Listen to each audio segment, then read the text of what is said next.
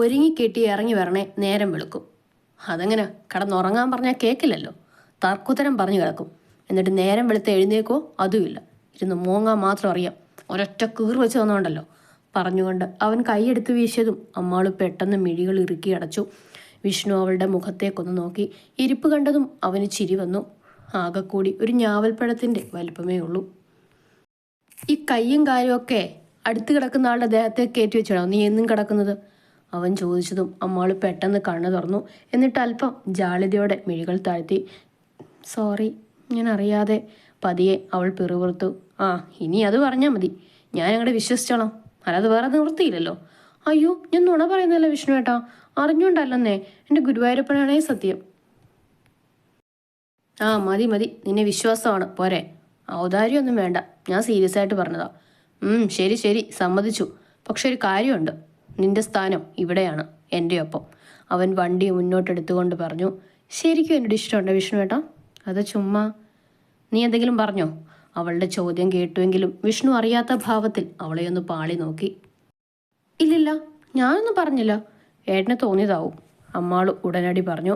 കോളേജിന്റെ പാർക്കിങ്ങിൽ കൊണ്ടുപോയി വണ്ടി നിർത്തിയ ശേഷം വിഷ്ണു നോക്കിയതും കണ്ടു ഇറങ്ങാൻ മടിച്ചിരിക്കുന്നവളെ. എന്താ, എന്തു പറ്റി? നീ ഇറങ്ങുന്നില്ലേ? അവൻ ചോദിച്ചു. എനിക്ക് ഒരു കാര്യം പറയാനുണ്ടായിരുന്നു. മടിച്ച് അമ്മാള് പറയുകയാണ്, അതും വിഷ്ണുവിനെ നോക്കാതെ കൊണ്ട്. എന്താ കാര്യം, പറയ.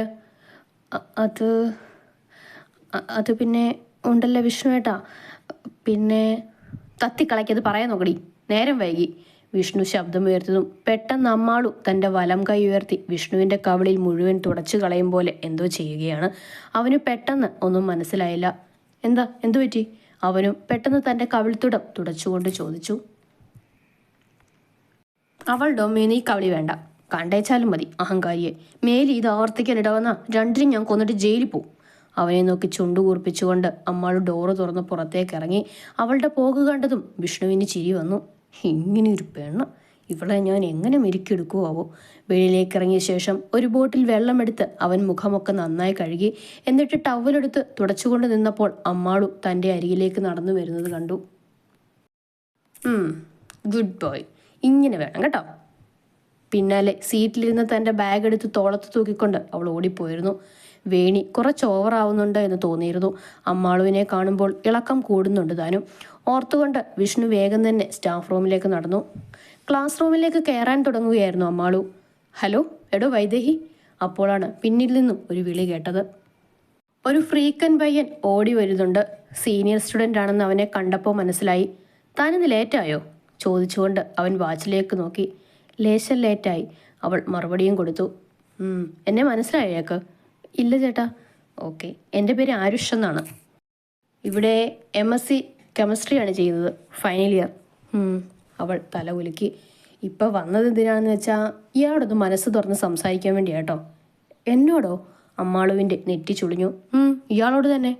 അമ്മാളു എന്നാണല്ലേ പെറ്റ് നെയിം? ആ, ആര് പറഞ്ഞു? മനസ്സിൽ ഒരുപാട് ഇഷ്ടമുള്ള ഒരാളുടെ ഡീറ്റെയിൽസ് ഒക്കെ കളക്ട് ചെയ്യുന്നത് ഒരു പ്രത്യേക സന്തോഷമല്ലേ? അതുകൊണ്ടാണെന്ന് വെച്ചോ. ചേട്ടൻ ഇത് എന്തൊക്കെയാണ് പറയുന്നത്? എനിക്കൊന്നും മനസ്സിലാവുന്നില്ല. അമ്മാളു പറഞ്ഞപ്പോഴേക്കും ഫസ്റ്റ് ബെല്ല് മുഴങ്ങി. അമ്മാളു, നമുക്ക് ഇൻ്റർവൽ ടൈമിൽ കാണാം. ബൈ മുത്തേ, സി യു.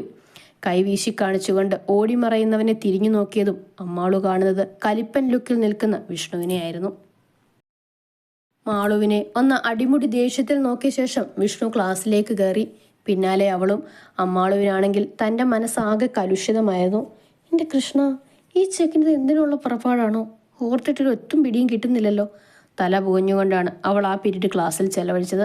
അമ്മാളുവിൻ്റെ പരിഭ്രമവും മുഖത്ത് വിരിയുന്ന ഓരോ ഭാവങ്ങളും ഒക്കെ അപ്പാടെ ഗ്രഹിച്ചുകൊണ്ടാണ് വിഷ്ണു ക്ലാസ്സിൽ നിന്നത്. അതൊന്നും തന്നെ അവൾ അറിഞ്ഞിരുന്നില്ല എന്ന് മാത്രം.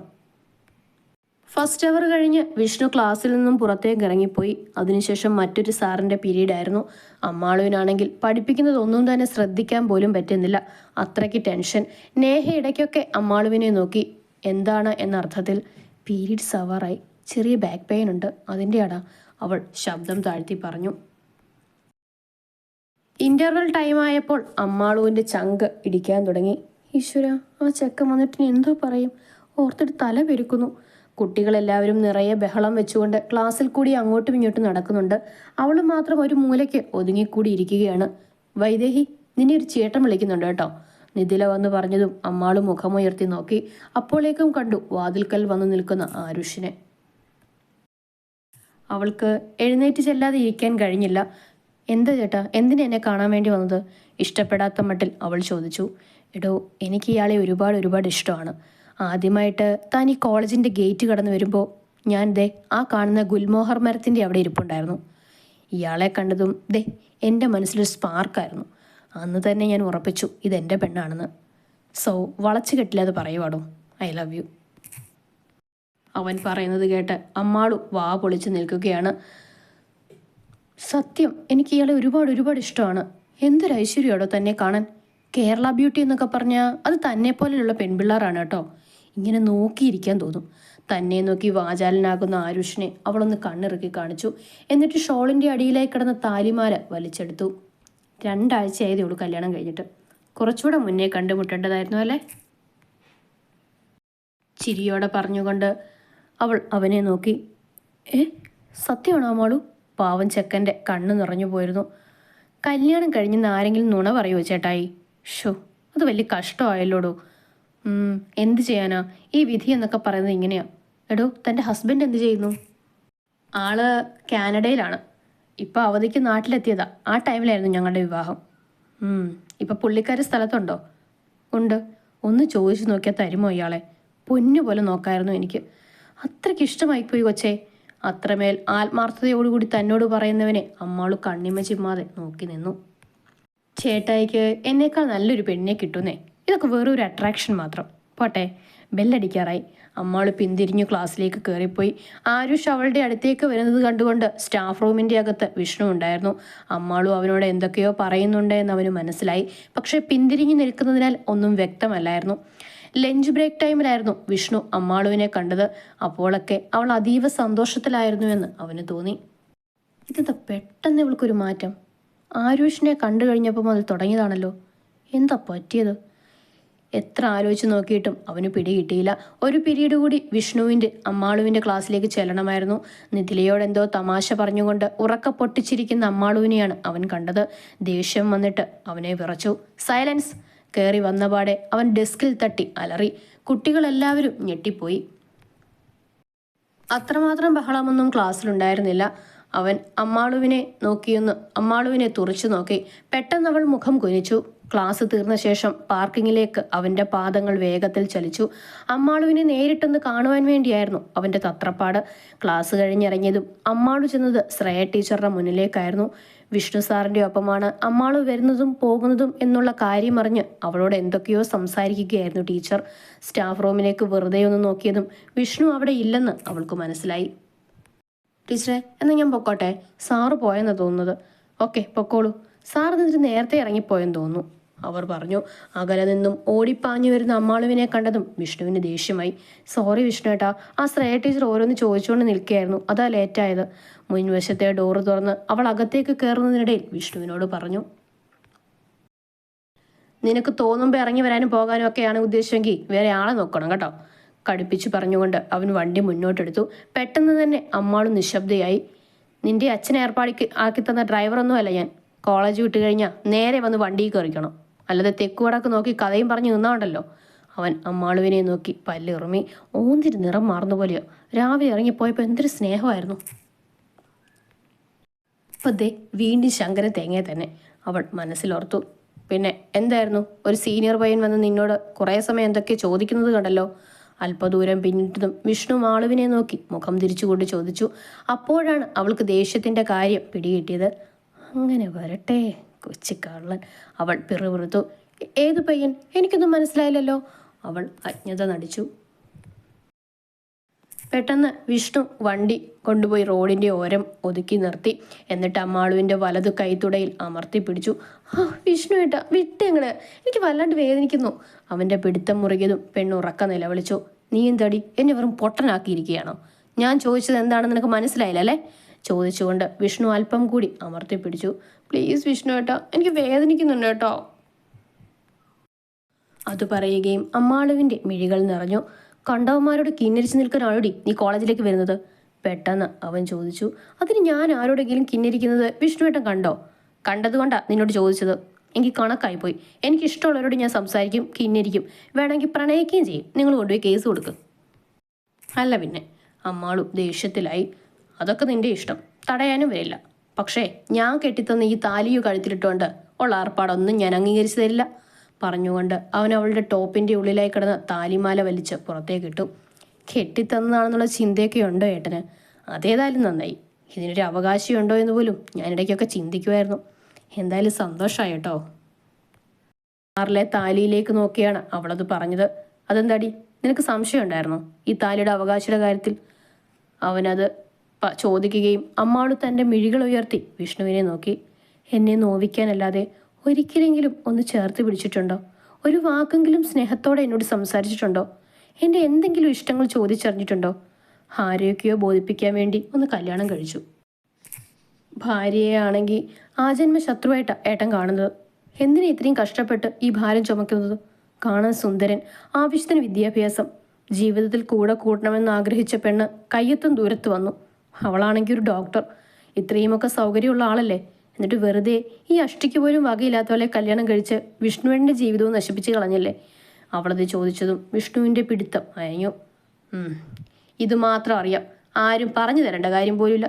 ദേ ഇങ്ങോട്ട് നോക്കിക്കേ പറഞ്ഞുകൊണ്ട് അവൾ തൻ്റെ ചുരിദാറിൻ്റെ സ്ലീവ് മാറ്റി കാണിച്ചു. വിഷ്ണു അവളുടെ തുടയിൽ നുള്ളിപ്പറിച്ച പാടാണ്. കണ്ടോ, ഇങ്ങനെയൊക്കെ ചെയ്ത വേദനിക്കില്ലേ എനിക്ക്? എന്നിട്ട് എപ്പോഴെങ്കിലും ഞാൻ വിഷ്ണുവിനോട് വഴക്കൂടാൻ പോലും വന്നിട്ടുണ്ടോ? ഇല്ലല്ലോ. പിന്നെയും അവൾ ഓരോന്ന് പറഞ്ഞുകൊണ്ടിരുന്നു. വിഷ്ണു അപ്പോഴേക്കും വണ്ടി മുന്നോട്ടെടുത്തിരുന്നു. ഹോസ്പിറ്റലിൻ്റെ മുന്നിലെത്തിയ ശേഷം വിഷ്ണു ഫോണെടുത്ത് വേണിയെ വിളിച്ചു. വെളിയിലുണ്ട്, എൻട്രൻസിൻ്റെ അടുത്ത്, പോരെ പോരെ പറഞ്ഞുകൊണ്ട് അവൻ കട്ട് ചെയ്തു. അല്പം കഴിഞ്ഞതും വേണി ഇറങ്ങി വരുന്നത് ഇരുവരും കണ്ടു. മുൻ സീറ്റിൽ വിഷ്ണുവിനോടൊപ്പം ഇരിക്കുന്ന അമ്മാളുവിനെ കണ്ടതും വേണിയുടെ ഉള്ളിൽ അമർഷം നിറഞ്ഞു. അതൊന്നും പുറമേ കാണിക്കാതെ കൊണ്ട് അവൾ പിൻസീറ്റിലേക്ക് കയറി. എങ്ങനെയുണ്ടായിരുന്നു ഫസ്റ്റ് ഡേ? ഇഷ്ടമായോ വേണിക്ക്? വിഷ്ണു അവളോട് ചോദിച്ചു. കുഴപ്പമില്ല, നോക്കാം. രാവിലെ തന്നോട് ഒരുപാട് വാചാലയായവളാണ് ഇപ്പോൾ 1-2 വാക്കിൽ ഒതുക്കി തീർത്തു. കാരണം മനസ്സിലായെങ്കിൽ പോലും വിഷ്ണു പിന്നീടൊന്നും ചോദിക്കാൻ മെനക്കെട്ടില്ല. വീടെത്തും വരേക്കും ആരും കൂടുതലൊന്നും സംസാരിച്ചതുമില്ല. പ്രഭയും കുട്ടികളും സ്വിറ്റ് ഔട്ടിലുണ്ട്. വേണിയും അമ്മാളും കൂടിയായിരുന്നു ആദ്യം കയറി വന്നത്.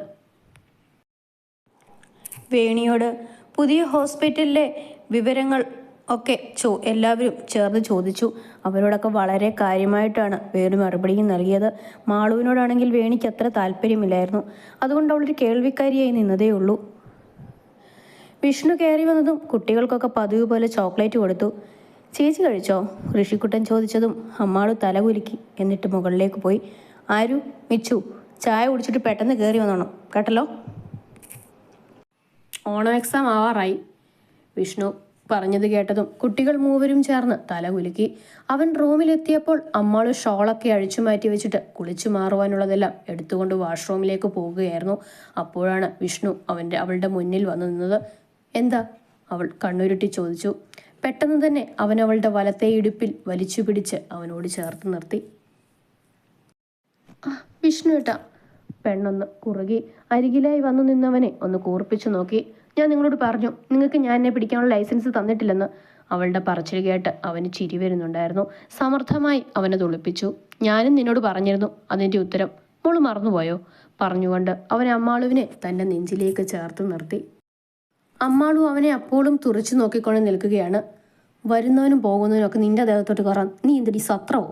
അവൾ മനസ്സിലാകാതെ അവനെ നോക്കി. കഴിഞ്ഞ ദിവസം ഒരുത്തം വന്നെന്തോ പറഞ്ഞു. അതെന്താണെന്ന് എന്നോട് പറയണമെന്ന് പറഞ്ഞിട്ട് നീ പറഞ്ഞോ? അതുപോട്ടെ, ഇന്നൊരുത്തം വന്ന് എന്തോ പറയുന്നത് കണ്ടല്ലോ. എന്താ അവൻ പറഞ്ഞത്?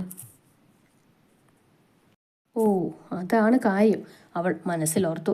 അവനോട് പറഞ്ഞാൽ എന്താകും അവസ്ഥ എന്നും അവൾ ആലോചിച്ചു. അത് ഞാൻ കിടക്കാൻ നേരം പറയാം വിഷ്ണു ഏട്ടാ. ഇപ്പോൾ ആകെ ക്ഷീണിച്ചു, ഞാൻ പോയി കുളിക്കട്ടെ. വേണ്ട, ഒന്ന് നീ എന്നെ പറ്റിച്ചതാ, പറഞ്ഞിട്ട് നീ പോയാൽ മതി. അവൻ ഒന്നുകൂടി അവളെ തന്നിലേക്ക് അമർത്തി. അവൾ എന്തു പറയുമെന്ന് ആലോചിച്ചു നിന്നു. പെട്ടെന്ന് വിഷ്ണു അലറി വിളിച്ചു. ഞാൻ ഒരു കോളേജ് സ്റ്റുഡൻറ്റാണ്. എനിക്കവിടെ ഒരുപാട് ഫ്രണ്ട്സൊക്കെ കാണും. പലരും എന്നോട് സംസാരിക്കും. അതിനിപ്പോൾ വിഷ്ണുവേണ്ട എന്താ? അതുകൂടി കേട്ടതും വിഷ്ണുവിന് ദേഷ്യമായി. അറിയണം നിനക്ക് പറഞ്ഞുകൊണ്ട് അല്പം ബലമായിട്ട് അവൻ അവളെ തന്നിലേക്ക് ചേർത്തു. ഒന്ന് മൂളിയത് മാത്രമേ അവൾക്ക് ഓർമ്മ വന്നുള്ളൂ.